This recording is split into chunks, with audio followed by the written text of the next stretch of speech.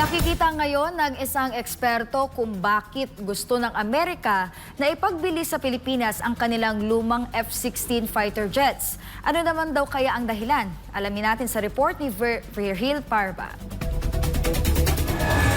Lumalalang krimen, mataas na inflation rate at kagutuman. Iyan ay ilan lamang sa mga pangunahing isyu na dapat tugunan ng pamahalaan dito sa Pilipinas. Pero tila hirap itong gawin ng kasalukuyang Administrasyong Marcos Jr. Kaya hinaing ng taong bayan, dapat masolusyonan na ito dahil maliban dyan ay patuloy ding bumababa ang ekonomiya ng Pilipinas. Sa ngayon, tila iba ang tinatahak ng pamahalaan. Nitong nakaraan ay nagdesisyon ang gobyerno ng Pilipinas na bumili ng 20 obsolete o lumang F-16 fighter jets mula sa Amerika. Nagkakalaga ito ng tumataginting na $5.58 billion o katumbas ng mahigit 310 bilyong piso. Ayon kay Professor Mario Ferdinand Pasion, isang geopolitical and economic risk consultant, labis na mahihirapan daw ang gobyerno dito dahil maliban sa napakalaking pera ng gugugulin ay lubog din sa utang ang bansa. Under the present situation, ang balita tayo pa ang gumagastos para lang yung mga dayuhan magkaroon ng mga facilities dito.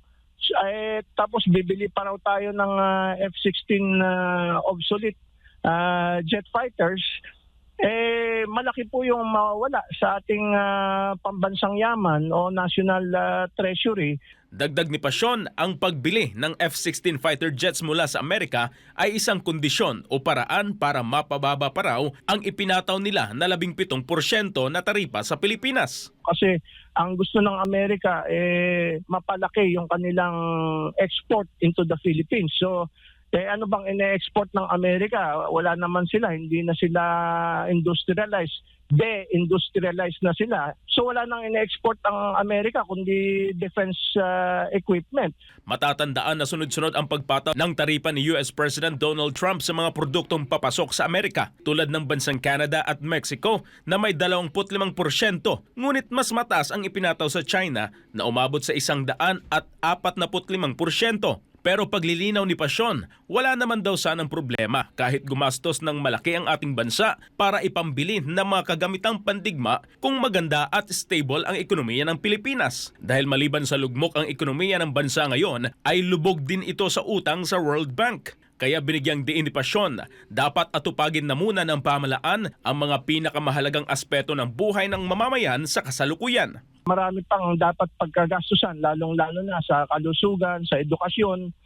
May balita na maraming mga graduate na ng grade 10 at grade 12 hindi pa rin marunong magbasa up to now, no? So maraming dapat pagkagastusan na iba pang mga bagay katulad ng mga railway systems, infrastructure, mga patubig, irrigation. Ipinunto ni Pasion na kung ang malaking bahagi ng pondo ng Pilipinas ay napupunta sa defense, mahirap nang maglaan ng pondo para sa pagpapaunlad ng ekonomiya ng bansa. Para sa Diyos at sa Pilipinas kung mahal, ito si Virgil Parva, SMNI News.